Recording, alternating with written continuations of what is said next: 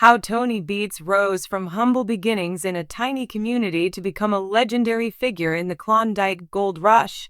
At the young age of 23, Tony Beets decided he needed a change. He went from a normal farming life to becoming a gold mining legend in Canada.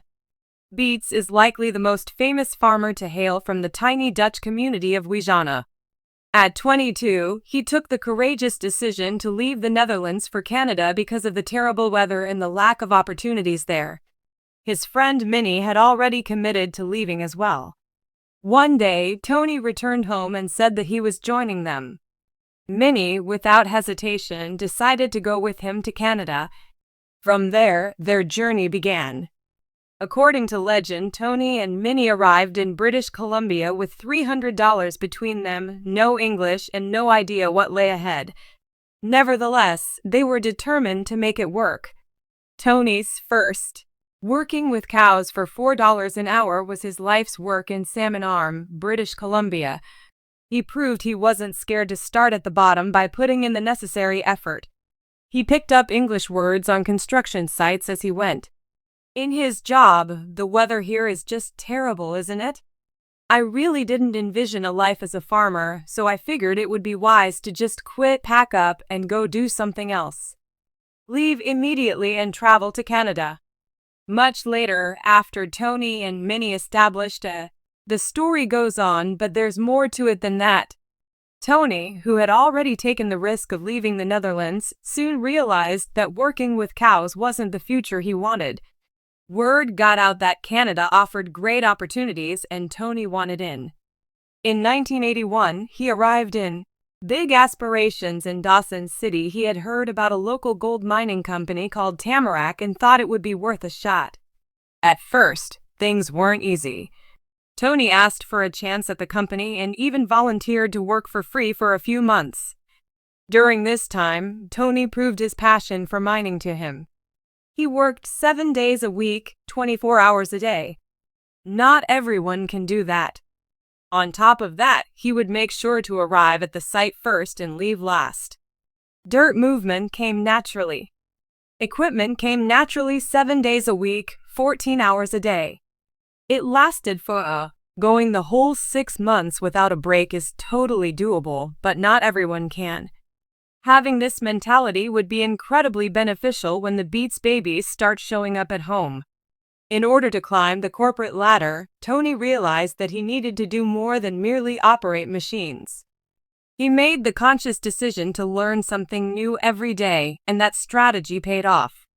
While he and his wife worked tirelessly to save up a small fortune, finally in the second season of Gold Rush, a struggling gold miner named Todd Hoffman came knocking, hoping that Tony could help him turn his fortunes around. Tony's bold personality and years of hard work paid off when he bought Tamarack, the very company that had given him his first chance at the mining industry. The Beets became famous for both their success and Tony's personality. For the first time in a long time, Tony vividly recalled being at Quartz Creek, beginning to clear the land. Tony was honest with him, telling him that mining wasn't for dreamers but rather about strategy and hard work. Even Todd confessed to loving Tony's advice about the mining business. Tony had told him to disregard the authorities, neighbors, and anyone else who stood in his way. If the land belonged to Tony, he could do whatever he wanted with it. Tony immediately recognized who had what it took to succeed in the mining world. Those who didn't waste time on wishful thinking would drill, work, and ensure. Todd Hoffman had lofty aspirations and was prepared to do whatever it took, borrow, trade, and even take risks to achieve them. When Tony first met him, he had mixed feelings. At first, Tony thought he was nice and appreciated his enthusiasm for joining the mining business. Tony gave Todd credit for trying, but things eventually went south for Todd. This was just the beginning of his journey on Gold Rush. Tony understood that mining was about more than just ambition by the time he got involved, but he still gave props to the guy for trying and taking chances, and he deserves some credit for that. Without him, the Gold Rush never would have happened. The third season of Gold Rush has begun. After Tony established himself as the man who could wield a powerful touch similar to Todd's, a youthful Parker Schnabel approached him in an attempt to gain some trade secrets. Reflecting on his situation, young Parker set out on a weekend mission to fulfill a rumor that one may earn $10,000. Experiences that include a reason Tony Parker met the adolescent who would play a significant role in his mining adventure is that, from Tony's point of view, there was a lot of gold in a pan. Parker was a bright young man who was fearless in his pursuit of his dreams, according to Tony. Tony, who was down to earth and honest, did not feel that one could succeed in the business world without. Parker listened to Monica Beets' words of wisdom and dug deep into their relationship, uncovering a shocking fact that proved he wasn't joking about his ambition to become a gold miner.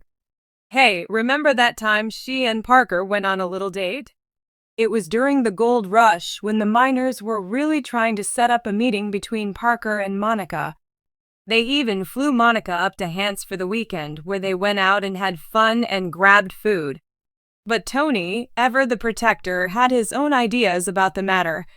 He wanted to make sure that Parker wasn't just trying to impress his daughter, but was also being an ambitious young man. At the time, Monica was seeing someone else, but Parker was dead set on gold mining and had been consulting Tony for advice on the subject ever since he was a little boy. Tony saw in Parker an attitude that Tony admired. Rather than sit around moaning and groaning, he got up and did something about it. This, in Tony's view, is what builds countries and keeps mining alive. It's not about complaining, but about working hard and making things happen. Tony's determination and perseverance paid off in a big manner during one of the seasons. What were your initial impressions of him? What struck you about him? What a brilliant young man. Lucky for Tony, he got a tip about an abandoned mobile trauma unit deep in the Yukon after he located one in the bush. Despite the setbacks, the forester decided to invest around $400,000 to get the trommel back up and running, seeing the opportunity to improve his mining season. This decision was driven by the rising price of gold and the pressing need to increase productivity as opposed to the stationary dredges, which had to be assembled and anchored in one spot. The 35-ton trum wash plant, constructed by a maverick gold miner 30 years before Beets discovered it, was a sight to behold. Its 40-foot drum and ability to roll on wheels gave it versatility. The machine could be fed pairs of ore directly from the cut, spit out the tailings in the opposite direction, and move to a new location on 4 enormous wheels after a brief inspection by it. After much investment, the technician declared that the machine still had a good chance of working. If it didn't, he was fine with losing the money. The question was, how were they going to transport the massive machine from the jungle to the Beets Paradise Hill camp? Len rallied a 7-man crew and a large convoy of equipment to carry the trommel back over the 100 meters of mountain road and dirt track.